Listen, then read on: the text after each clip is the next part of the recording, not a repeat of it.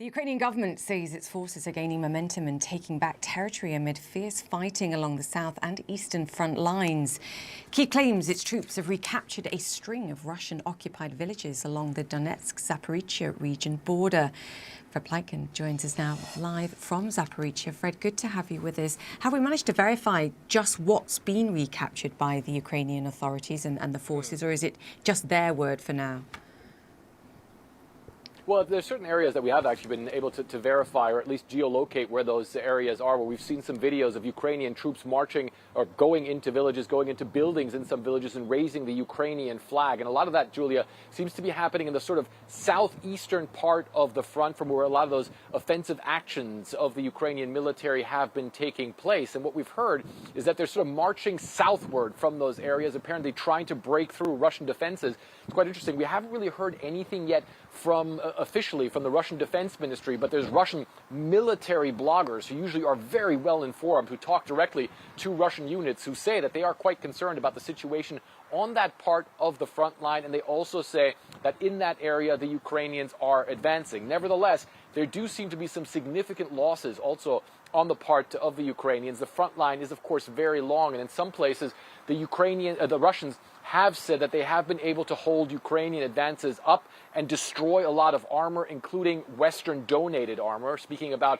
Leopard 2 main battle tanks provided by the Germans, but also, for instance, open source intelligence indicates some 16 Bradley infantry fighting vehicles, of course, provided by the United States. That's a large chunk of the vehicles that the Ukrainians got from the U.S. So it seems as though the Ukrainians are making gains, but those gains certainly are coming at a price. And, you know, the big question on the ground, of course, has been whether or not this is really the big counteroffensive that the Ukrainians have been talking about. Certainly there were some indications by the Ukrainian president this weekend. However, there was also a video that was put out by the head of the Defense Intelligence Agency here of this country, where he was just sitting in his chair for several seconds, and then a sort of writing came on the screen saying, "Plans love silence." So the Ukrainians continuing to say, if this is the big offensive, they certainly aren't willing to talk about it.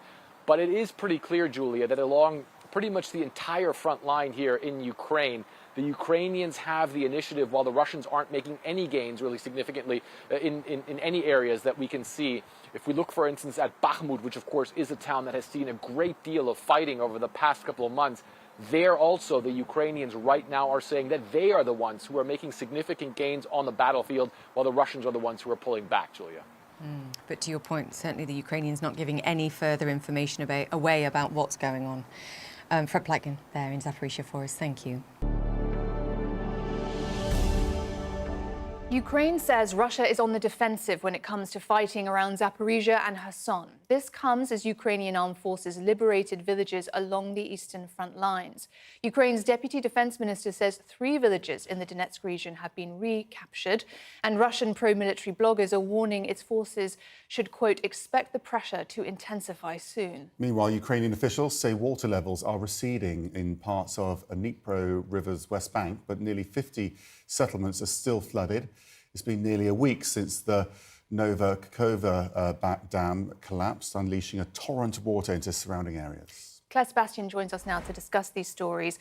Claire, obviously Ukraine is keen to garner momentum and early successes in this counteroffensive. We're hearing about 3 villages being liberated. Obviously there's extreme operational silence from Kyiv, though, about the future plans. What do we know at this stage? Well, I think all we can tell from the location of these villages is that it could potentially fit with the strategy that we've been discussing now for several weeks, if not months, of essentially, I don't know if we can pull up the map again to show it, but cutting in half Russia's gains so far. And if you look at where that is, just at the top of that front line where Russia occupies in the red there, that is really the narrowest strip linking Ukrainian-controlled territory with the Sea of Azov. So possibly fits with that strategy of cutting off the land bridge to Crimea. I think the other thing to bear in mind here is it's not just there where we're seeing fighting. We're seeing pockets of fighting around Bakhmut. There's evidence further up, even near Kupiansk, which is pretty much the northernmost part of the eastern front line. Either they're keeping them guessing, or perhaps there's still some probing activity. But I think that is key to understand. This isn't, as of now, a localized counteroffensive like we saw in the Kyiv region in the spring of 2022, like we saw in Kharkiv last autumn. It's over a widespread area. But this is hard. This is a hard fight for Ukraine. We're hearing from open source intelligence firm, a Dutch one called Oryx, that They've lost 16 US-supplied armoured vehicles, Bradleys, in the last several days. They say that's about 15% of what the US has supplied in total in terms of those Bradleys. Russia has overall, according to this firm, lost much more equipment over the course of this war, but Russia is making a lot of these attacks on Western equipment and Ukrainian strongholds of equipment and forces in general. So, you know, military analysts will tell you much harder to attack than defend, certainly in terms of losses. And in President Zelensky's Sunday night address, he said that the ICC has begun its probe of the Kakhovka Dam disaster. What will that involve? Yeah, we don't know yet. We haven't been able to confirm this with the ICC itself, but Zelensky is saying that this was on the request of Ukraine by their prosecutor's office, that officials have already visited the site.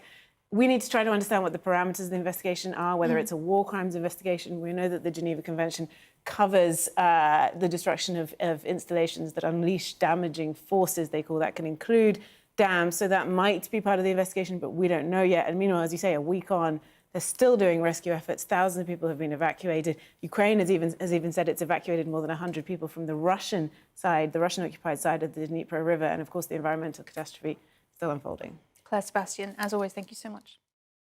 Ukraine's offensive operations are escalating as they claim to have regained control of several villages from Russian forces along the southeastern front line. The intensity of their efforts is increasing as they assert their successful recapture of these strategic locations. This development marks a significant advancement for Ukraine in their ongoing conflict against Russian forces in the region.